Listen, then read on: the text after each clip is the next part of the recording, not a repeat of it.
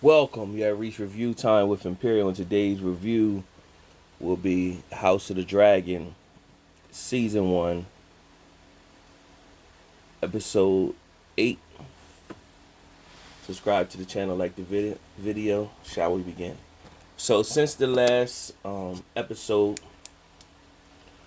there has been 6 years time jump, and the war is about to begin. So it starts off in Driftmark where Corlys Valerian is out at sea fighting a war, and he got wounded.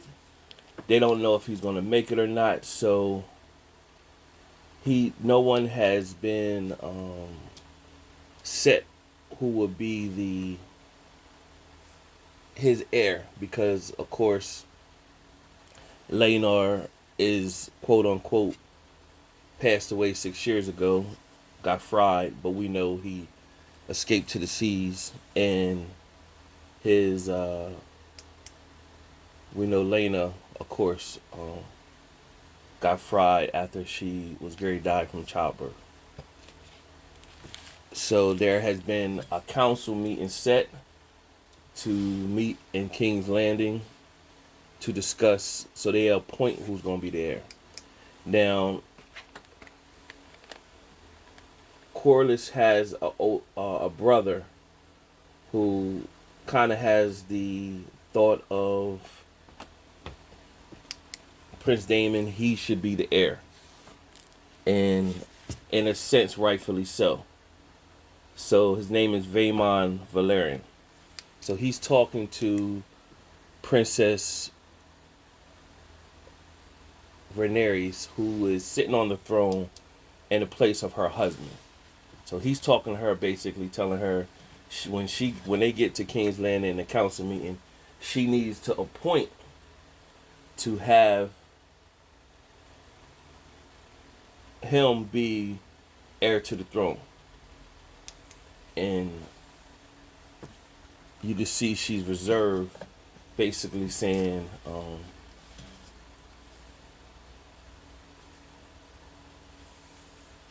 that's not so. Basically, he's saying it's his birthright. So you also get to see is that the twins of Rhaena and Bella are split. You get to see this in this episode. One is at Driftmark with Princess Rhaenyra and Corlys, and the other one is with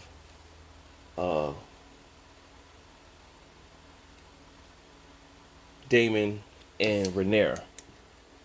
And so they're older. Of course, they're 6 years older now. And that's how it begins. Now it switches to Rhaenyra and Daemon. Now, since time jump in 6 years, Rhaenyra has had 2 more children. So altogether, she has Jacaerys, Lucerys, Joffrey, Aegon III, and Viserys is her youngest right now. And she's pregnant with a 6th. Now, if they go by the book, she doesn't actually have that 6th child. She either she miscarriage, or at birth it goes wrong at birth, something at birth or something like that, if they go by the book. So we'll see how it plays out. So they pretty much know about that the council meeting has to be done so they can the heir to Driftmark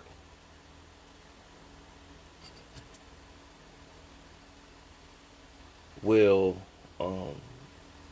be recognized. Now, where does this play in Rhaenyra's situation? Now, her boys, we all know that they're Harwin Strong's kids. However, they carry the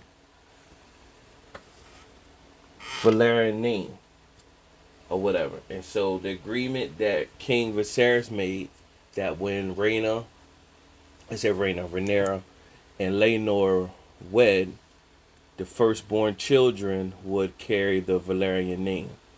However, the kids that they have, that the other kids have, will be Targaryens. So those boys that are Harwin Strong's actual kids, they carry the Valerian name, but they still got that stain because everybody know underline that's really not the Valerian bloodline. Targaryen bloodline, but not the Valerian bloodline. So Rhaenyra's going to King's Landing to get her children's claim stated so they can be recognized as they're going to be the heir to the throne of Driftmark. So now you go from there. Everybody's arriving. Meanwhile, back at King's Landing, I've been saying this for the last few episodes. King Viserys is just withering away. I mean, he's real bad now. He's in pain all the time, and he got spots all over his body where his body's deteriorating so bad that in his skull, in his face, he's basically just a skull with some skin on it because the skin is starting to deteriorate.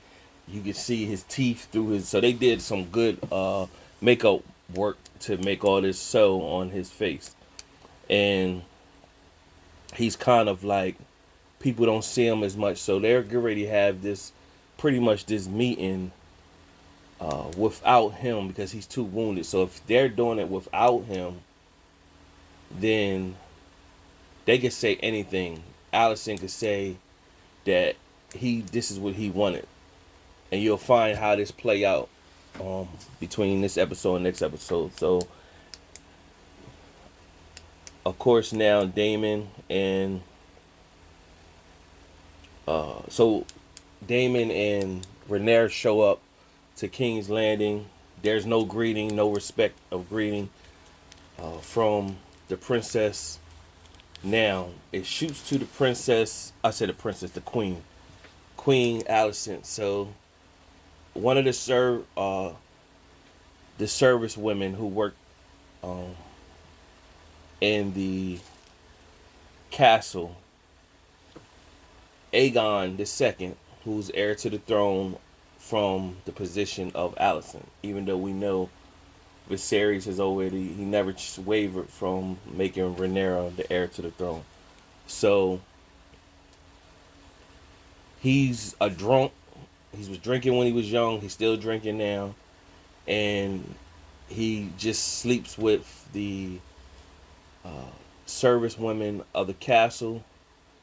And he even goes as far as taking pleasures without consensual agreement, right? And you know why I said it like that for the YouTube algorithm.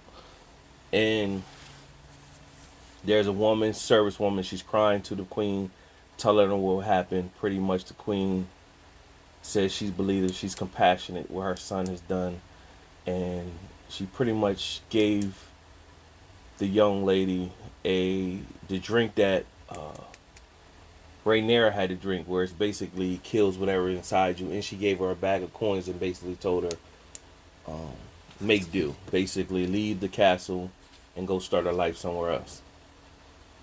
But she sat there and made sure that she drank that potion. Now, ironically, when Rhaenyra had to do it, it was okay. And keep in mind, also, Alicent wasn't approving of the Targaryen way, but you find out in this episode that Aegon II is married to his sister, Helena. So you also see Helena's, she just looked like she's always depressed and she's in slow motion the whole time, and you're going to see how that pans out further on as the story progresses. So Alicent goes and addresses Aegon and basically telling him he's a disgrace and she's not his son or whatever. He don't really care because he don't really want the throne. So now you get a chance to see the older Jacaerys, the oldest Lucerys, and the older Joffrey. Now Joffrey was just an infant the last time we seen him. So we see the older versions of them. Now what you may get confused, even though they grew up together, Aegon and Aemon and Helena are the uncles and aunt of Jacaerys, Lucerys, and Joffrey. Now, of course, we got 2 little ones now as well. So they finally meet up with the queen, and of course they haven't seen them in 6 years. So they speak. So Rhaenyra goes to see her father. Now she get a chance to see her father, all in pain, and uh,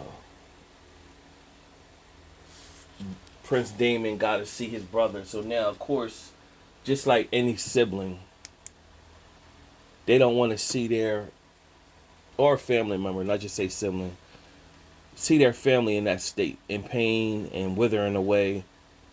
You could tell Damon's staying strong, but you could just say, like, if you was in that position, how you would be looking at, your sibling going through that right now. So he's letting Rhaenyra just talk, and Rhaenyra and the king is looking bad, real bad, and he's hanging on by a thread. And she introduces Aegon III and Viserys. She introduces Viserys. Basically, she named her 5th child after him. And so he's elated, even though he's in a bad shape. And from there, it shows Princess Rhaenyra and her family shows up. And of course, Vaemon is there with her because he coming to stay his claim. And he's serious about it. Now, Rhaenyra shows back up to... No, okay, before I mention that part, you're going to go, you see Aemon now. Now, last we seen Aemon, he just got Vhagar. He had a slash on his eye. But now you see the older version of him, and you see them in the courtyard.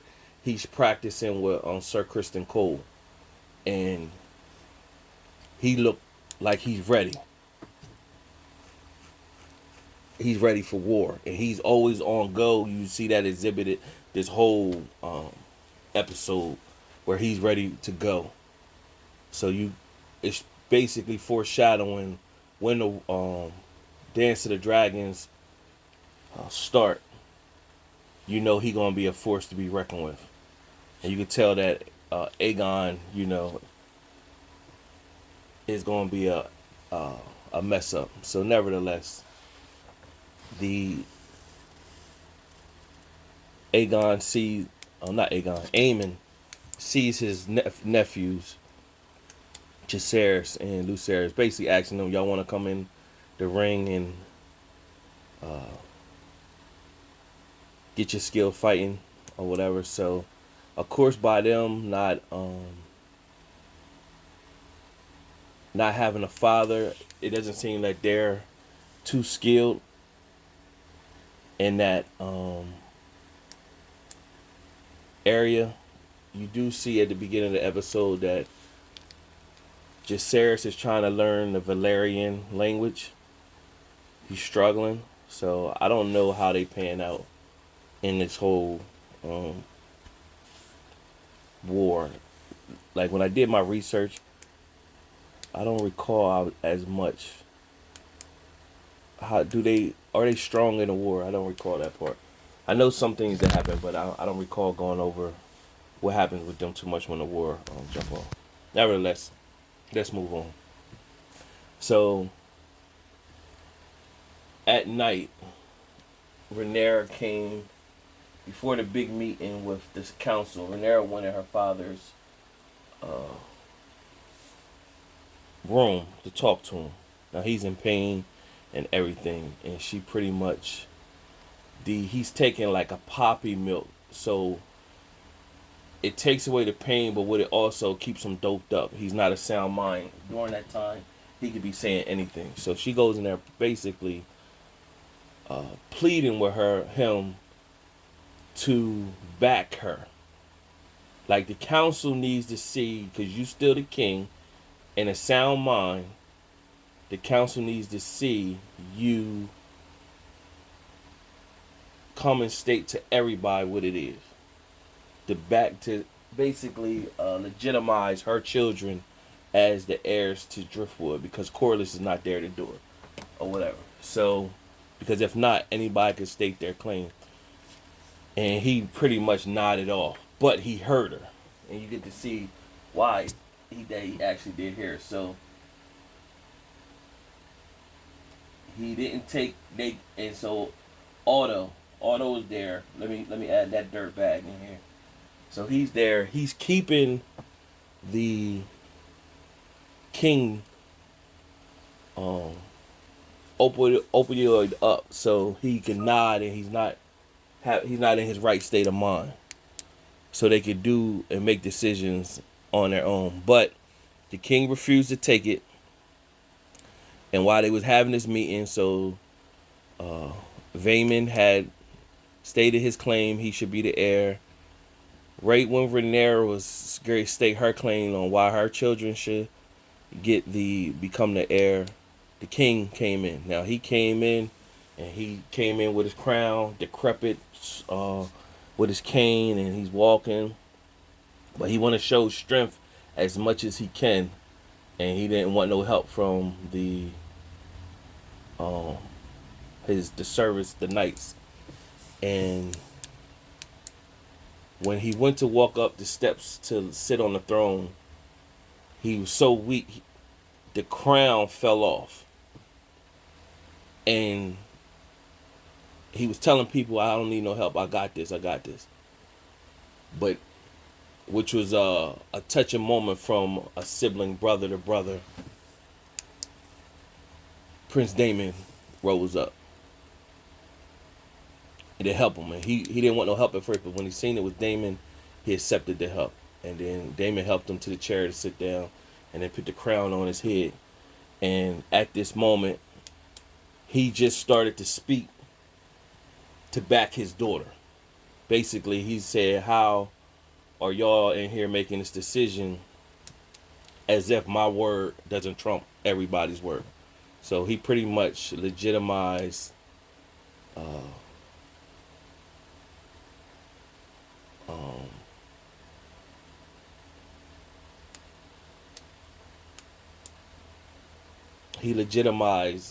Rhaenyra's sons to be the heirs of the throne of Driftmark. Now, what also was key when Rhaenyra and Princess Rhaenys talked way before this. Of course, Princess Rhaenys always felt as though Prince Daemon and Rhaenyra had something to do with her son's death. And Rhaenyra swore to her that she didn't have anything to do with it. Of course, she don't know that her son is still alive or whatever, but she thinks she does. And so I wonder if they're gonna, before Princess Rhaenyra dies in the Dance of the Dragons, I wonder, do they allow her to meet with her son again, just so it get that fulfilling moment that, okay, Rhaenyra she really didn't kill my son or have my son killed. It's just a plan. Because I do believe Leonor is gonna come back at some point. So nevertheless, from there, they asked her what did Corlys say who he wanted his heir to be. Now she could have said Vaemon, or she could have said Rhaenyra. So she backed Rhaenyra, and that was set in law. And at that moment, Vaemon went off, like basically talking a bunch of smack to the king, basically stating his claim, saying that Rhaenyra's kids are not no Valyrian. They don't got the Valyrian blood in them, and they're basically they're bastards. And right as he was talking his smack, all you seen was his head go shwoop. No, first the king said, "I'll cut out your tongue," or whatever. And he said one more slick thing, and then his head just went shoop, cut off right where the head is, and Princess Daemon chopped his head off or whatever. Nobody pretty much. At first, the guards rushed in of Driftmark, rushed in on Prince Daemon, and then the king yelled out, and then they backed off from there, and the king started getting in pain, so they eventually had to take the king down. So it was set in stone at that moment, and from there they wanted to have. So of course they made that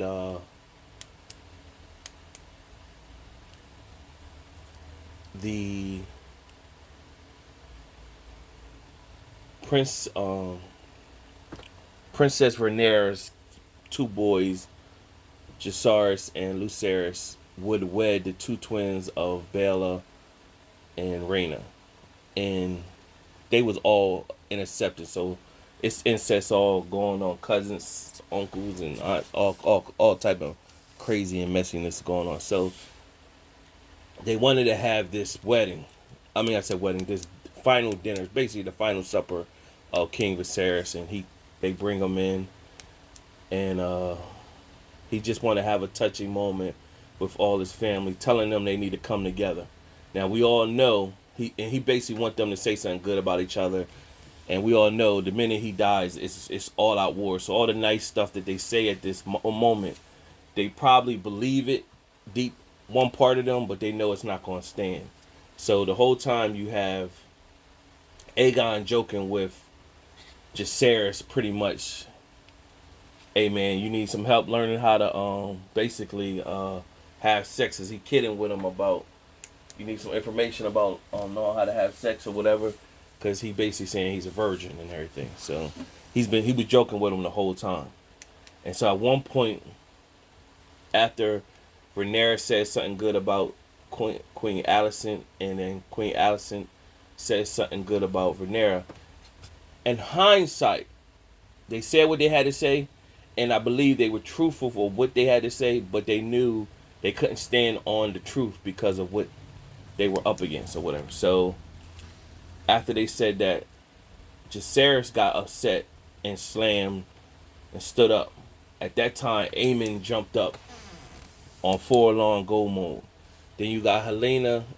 She's pretty much saying, well, it ain't nothing to be happy about being married. All he does is drink all the time and mess with the other women. So she seemed like a depressed, she depressed or whatever. So you see that again, and everybody giving their wishes, but then what takes place is Aemon goes and he can't control himself. He's ready to fight, and they all get square up, and then you see Prince Daemon step in the middle of and to calm down, because Prince Daemon is the uncle to Aemon. And so everybody started pretty much disperse. You see Masera, she receives information. She got some moles in the king that keeps her apprised of what's going on in the kingdom or whatever. Masseria, I said Masera. Masseria. And so you're going to see how that pans out when a war comes out, because the blacks, which is Rhaenyra's side, and the greens, which is Queen Alicent's side, they're going to have moles that's going to come back and tell them what's going on in the kingdom and how they can use that for their advantage. And from there, Alicent and, well, Rhaenyra's pretty much like, we need to get back. We're going to leave. And so Alicent at this moment, you could tell she's feeling like, this was once my friend before, I want my friend back. So Rhaenyra was pretty much like saying, I need to get the boys back to Dragonstone, but we'll come back. I'll fly them, make sure they fly back safe, and then I'll come back. And then Alicent was pretty much said, me and the king will be waiting for that. You knew at this moment when you watched that, this is going to be the last time that they have this type of conversation, because you knew the king was on his way out. This is his last thread. He said his piece, basically told everybody at the table he loved them and he wished they all loved each other like he loved them. And that night, it shows Alicent talking to Viserys in bed. She's giving him the poppy for this pain, and of course he hallucinates. So he feels as though he's talking to Rhaenyra. So he tells her about Aegon, like, you know, the conqueror, the dream Aegon had, and basically telling her that, like, the Night Walkers is going to be a thing. So they're going to have to come together to defeat the Night Walkers. That's what his dream is basically telling her. Now, where I say, and it pretty much ends like that, she leaves him and he withers away talking to herself, and it shows a tear come down his face, and you pretty much know he's going to die at that point. So the King Viserys is dead, the war is going to begin. But what it does is when it shows the trailer for the upcoming episode, it shows Alicent lie and say the last words the king told me is that he wanted Aegon to be the heir to the throne. Now, where I say that plays out is because you've seen in a council meeting where they use Princess Rhaenyra, Princess Rhaenyra's word that Corlys would want Rhaenyra's kids to be the heir to the throne. Now you're going to see where Alicent, when they asked her, that he said Aegon should be the heir and not Rhaenyra. We all know that's not true. So that's going to that's where the divide is going to happen. Now, what happens in the book, what you see in this episode, you see when they're at the council meeting before Rhaenyra and them show up, it's a man who, he pretty much has the history of everything. And he's basically saying how everything needs to go by the book or whatever. They got this is their law during this time. And people, like you old fool, they treat him like you old fool, you know, basically be quiet. But he's speaking facts. We have to go by guidelines and stuff like that. We just can't be out here. So what you see the trailer is when Alicent says that, he's like, this is treason. We don't have nothing in writing that says the king said that. All we have in writing is that he said Rhaenyra's the heir, and that's it. We have that in writing. When we was at this big meeting yesterday, when he was there alive, he didn't mention that. So how now did that change? So what happens is the books is that Sir Criston Cole kills that man.